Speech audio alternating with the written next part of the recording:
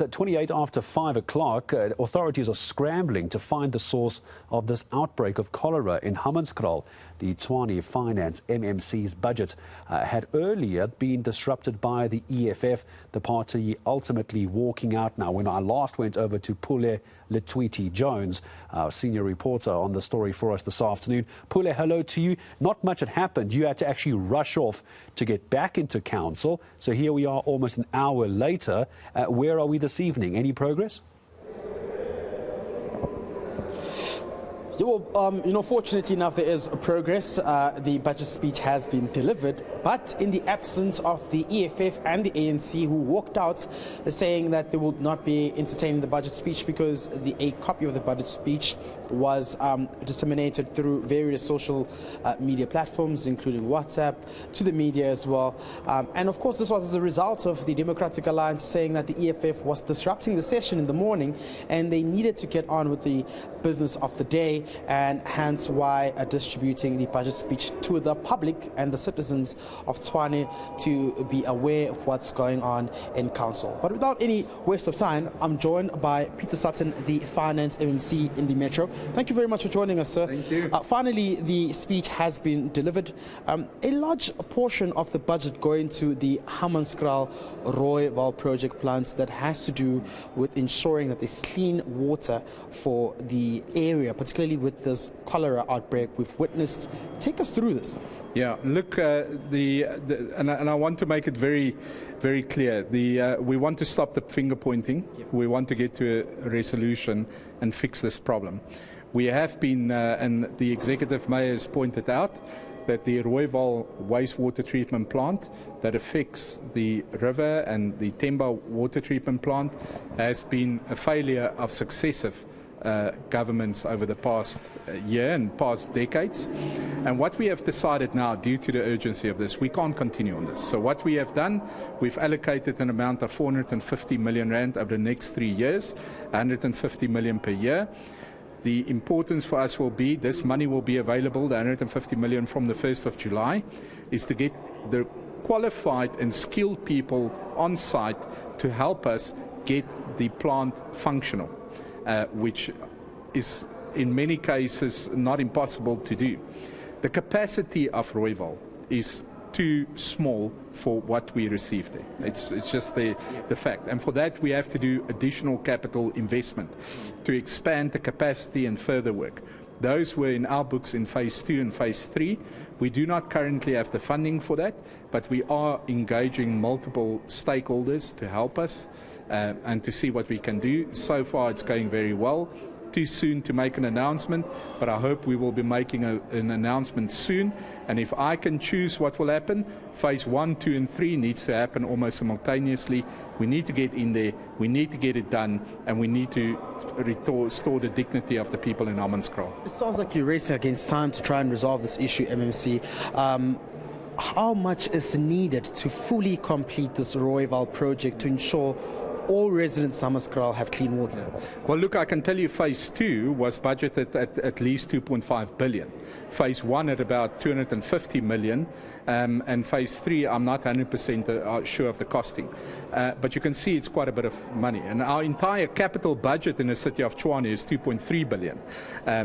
One project alone needs 2.5 billion. But there are other options we need to look at as well. But one thing I want to emphasize. There's a lot of finger pointing, there's a lot of blame shifting. The mayor was stopped from going into the Jubilee Hospital and attacked, some of our staff was attacked. People are politicking around this. What we have taken a stance is to say we are committed to resolve this. And we took this decision to allocate the largest budget that has ever been allocated to Rooiwal in the city now, and we will see that it does get resolved.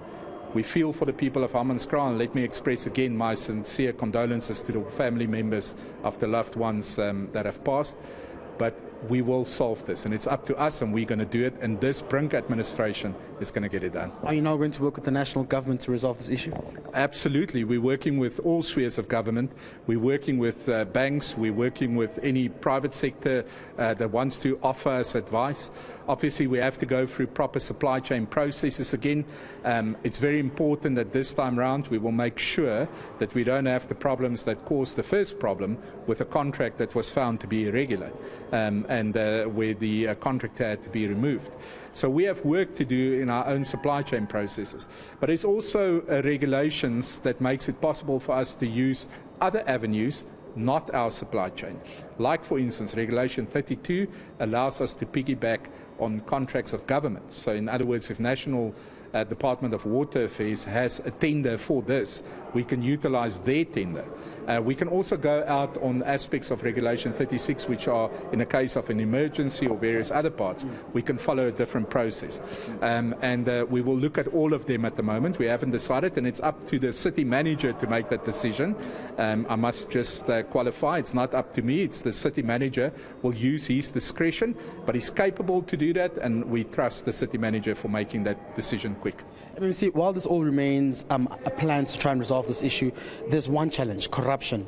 There are allegations that previously there was a company which was awarded a contract to the tune of about close to 300 million to complete the Rooiwal water plant phase 1 phase of the project, but nothing was done. In fact, there are allegations that the money was not used to correct management for that project there.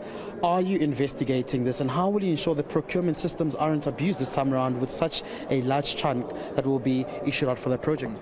Absolutely. Mayor Williams last year initiated an investigation into the allegations of corruption at Rooiwal. A forensic report served in council. Some people were, the contract was found to be irregular. Officials were implicated. The contract has been cancelled with that JV or the joint venture company there. And action has been taken through disciplinary hearings, criminal charges being laid, etc. So yes, action has been taken. Also confirmed by the Auditor General in the financial statements where they indicated that process, so as part of the irregular expenditure. So yes, we have taken that action. However, what is transcribed now is that since that has happened to now, nothing has happened again. And that's a problem. And that's what we need to own up to, and that's what we need to fix, and which we are, by allocating more money, looking at the different options. And yes, we will review and make sure that we put measures in place to avoid the abuse of the system that it was in the past. Just before you go, just in brief, are you also investigating the issue of water tankers in that area?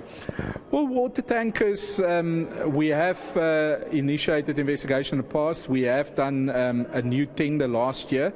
We have very sound principles, financial management principles at the moment, using GPS coordinates, tracking those aspects and so forth. A lot of allegations get made from people, saying that, people are benefiting who should not benefit, because we need to remember, when you are an employee of the city or a politician, you are not allowed to benefit through any supply chain processes of the city. The difficulty for us, it's often very difficult to track that. But yes, where we do get that sort of allegations, we do investigate. We have other processes we're looking at. But the most important, I think, let me say this, water tankers is not the future. We need to find ways to provide piped water to residents, or different ways of doing it, and eradicate water tankers in a system. Because I think historically, throughout South Africa, evidence has been gathered at different municipalities of in cases where certain maintenance work are deliberately not done because people are benefiting through a water tanker. And if the work gets done and the problem gets fixed, the water tanker will be out of business. And you have this type of stuff. So we must take that out of the system. We mustn't, water tankers shouldn't be the norm. It's not dignifying our people by serving them with water tankers, and we must fix that. Thank you very much. That's the MMC for Finance in the city of Tshwane, Gareth Peter Sutton. Pule Letshwiti-Jones, thank you very much indeed for keeping an eye on what's happening in Tshwane at the moment. Let's not forget, it's A, about budgets. Yes, that's being dealt with. B, it is certainly about this cholera crisis that is happening up in Hammanskraal. 17 people having lost their lives, and the rush now to get clean drinking water to those who need it most.